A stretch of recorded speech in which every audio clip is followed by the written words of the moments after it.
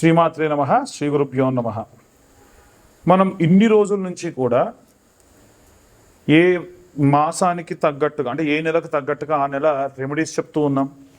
అలాగే ప్రతి నెల మనం ఏం పూజలు చేయాలో చెప్తున్నాం.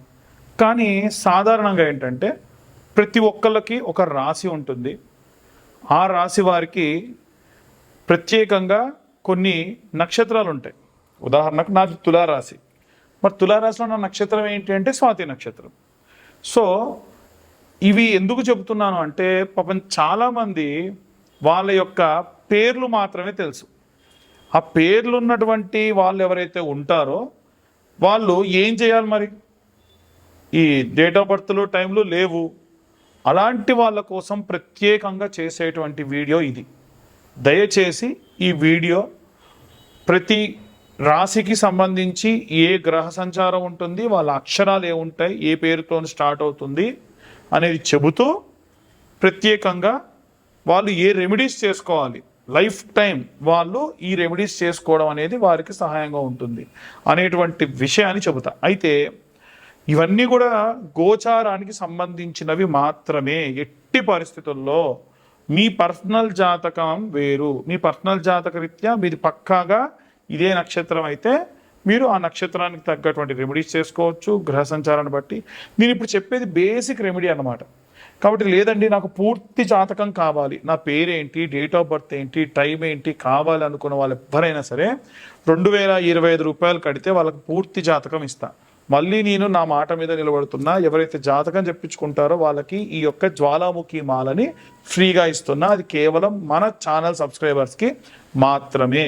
ఎట్టి పరిస్థితులలో ఈ వీడియో ఎవరైతే చూస్తున్నారో వాళ్ళు నాకు వీడియో షేర్ చేసి 2025 రూపాయలు కట్టి జాతకం చెప్పించుకుంటే వాళ్ళకి ఈ జ్వాలాముఖి మాల ఇస్తా.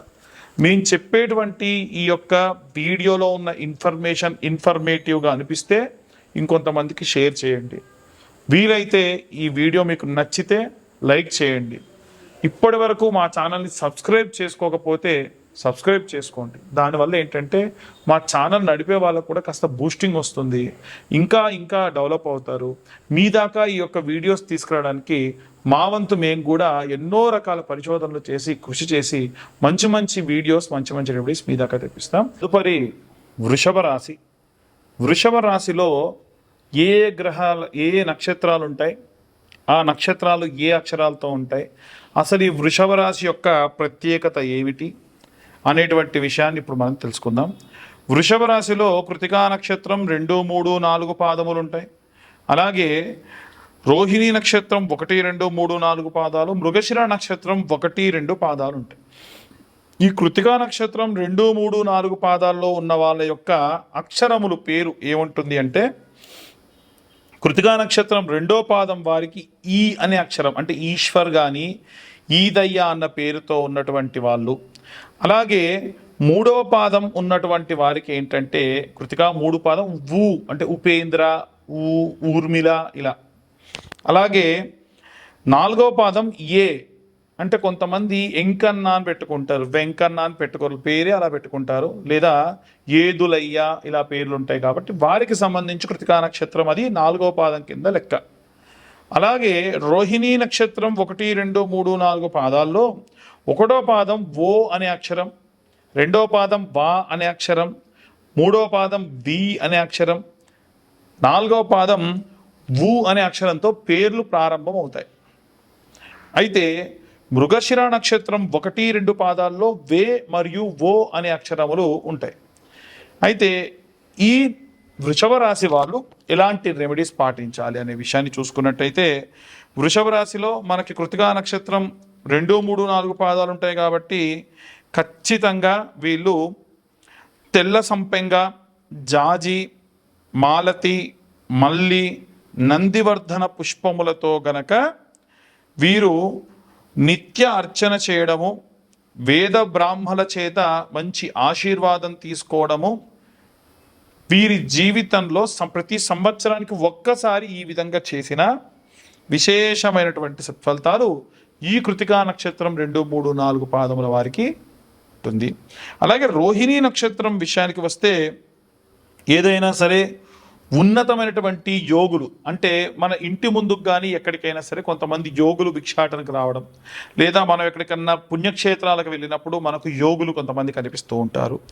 అలాగే ఎద్దులు, ఆవులు ఇవన్నీ కూడా కనిపిస్తూ ఉంటాయి. పర్వతాలు కూడా కనిపిస్తుంటాయి.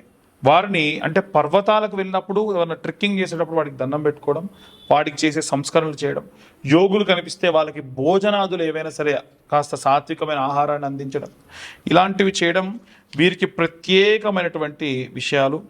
ముఖ్యంగా తెల్లని ఎద్దు, సాధారణంగా మనం గోపూజ చేస్తూ ఉంటారు కదా, అలా కాకుండా తెల్లని ఎద్దు కూడా కనిపిస్తే, తెల్ల వర్ణంలో ఉన్న ఎద్దు లేదా ఏదైనా సరే నందిగా భావించి శివాలయం దగ్గర గనక ఉంటే గనక పూజిస్తే ఇంకా మంచిది.